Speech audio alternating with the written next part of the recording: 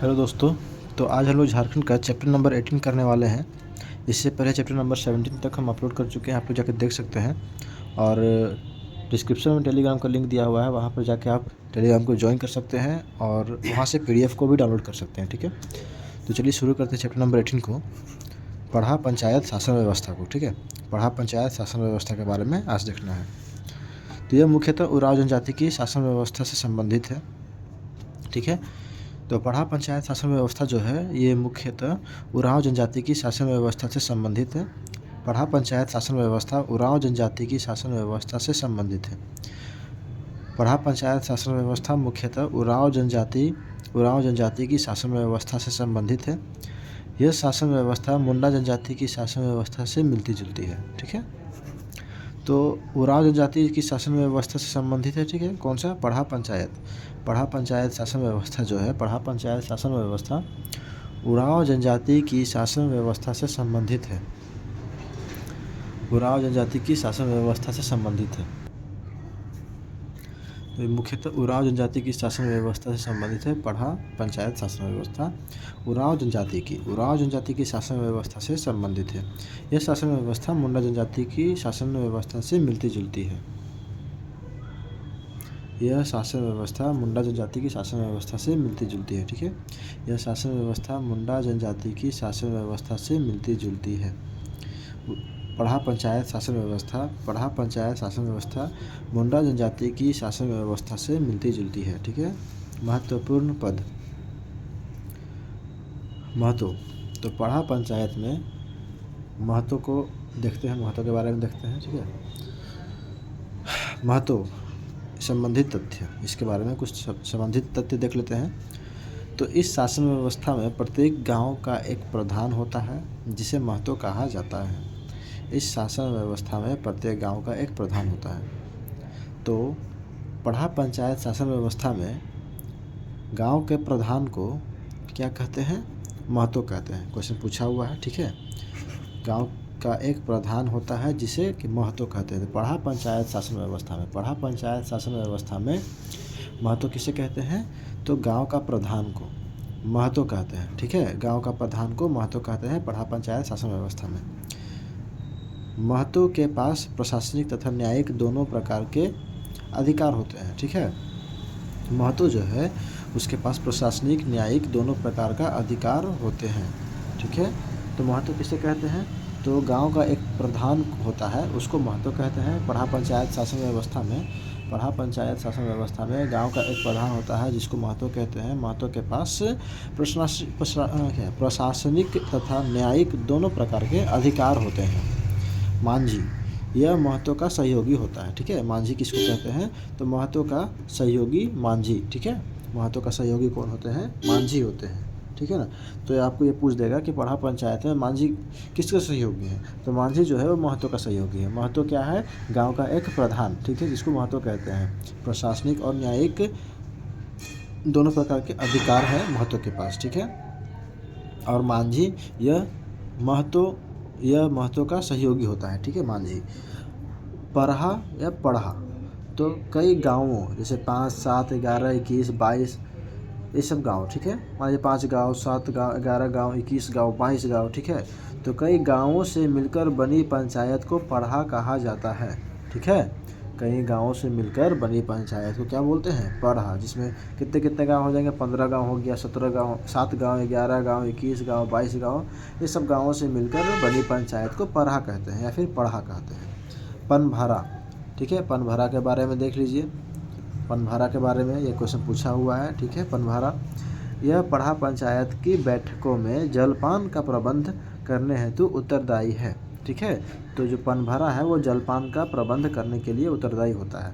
ठीक है, पढ़ा पंचायत शासन व्यवस्था में पनभरा का काम क्या है? ये जलपान का प्रबंध करता है। ठीक है,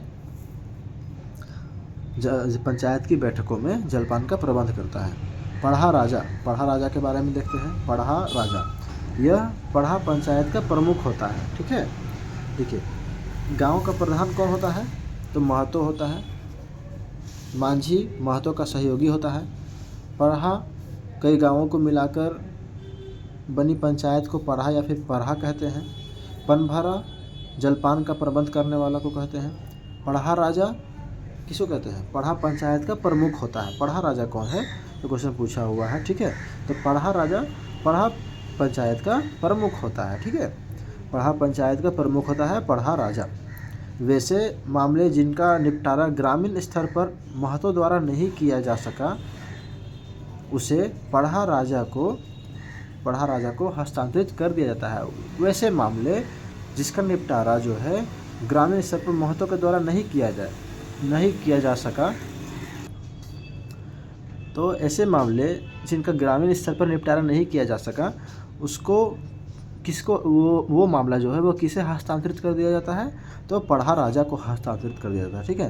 मैंने जो मामला को महतो नहीं देख पाते हैं, उनके द्वारा नहीं सॉल्व हो पाता है, तो वो हस्तांतरित कर दिया जाता है किसको?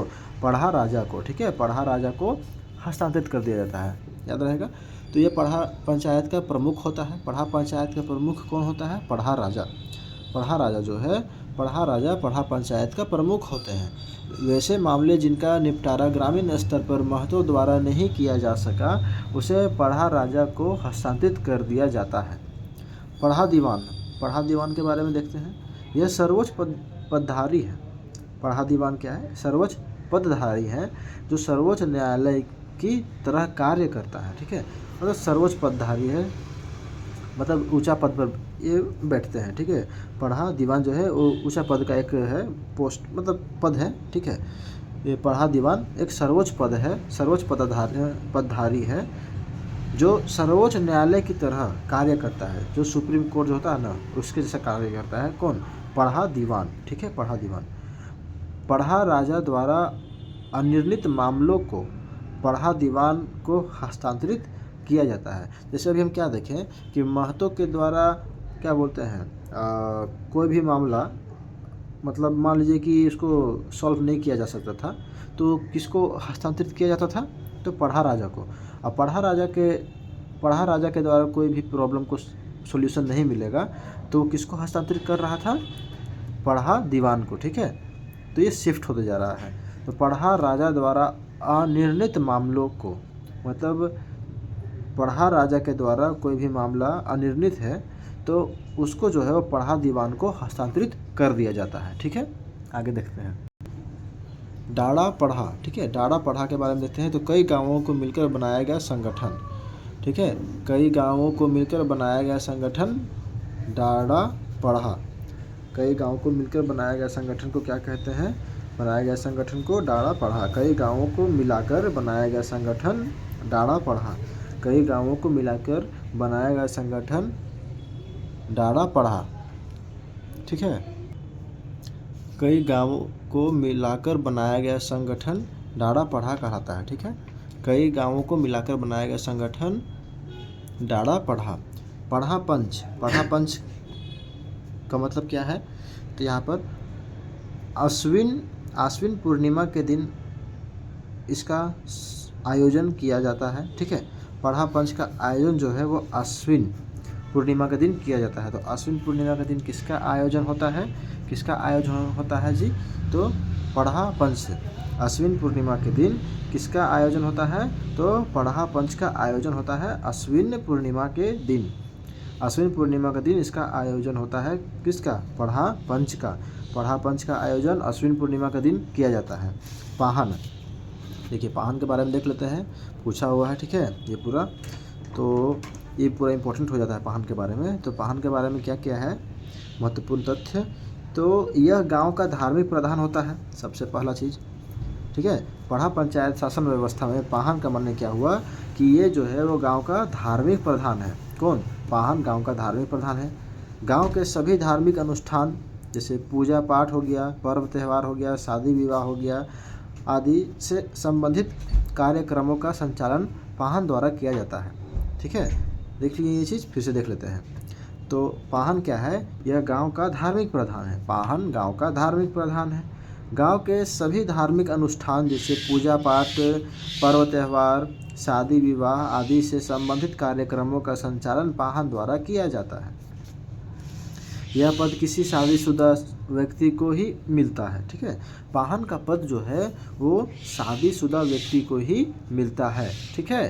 पाहन का पद पाहन का पद शादीशुदा व्यक्ति को मिलता है। पाहन जो है वो गांव का धार्मिक प्रधान होता है, ये शादी विवाह पूजा पाठ ये वगैरह सब करवाते हैं, ठीक है। और यह पद जो है वो शादीशुदा व्यक्ति को ही मिलता है। पाहन को दी जाने वाली भूमि पहनई भूमि कहलाती है, ठीक है। पाहन को दी जाने वाली भूमि क्या कहलाती है जी? तो पहनई भूमि कहलाती है, ठीक है। पाहन को दी जाने वाली भूमि पहनई भूमि कहलाती है। शुरुआत में पाहन का प्रमुख कार्य गांव के सभी प्रशासनिक व धार्मिक कार्यों का संपादन करना था तथा इससे संबंधित कुल को पाहन खूट कहा जाता है। क्या बोल रहा है? शुरुआत में पाहन का प्रमुख कार्य गांव के सभी प्रशासनिक व धार्मिक कार्यों का संपादन करना था।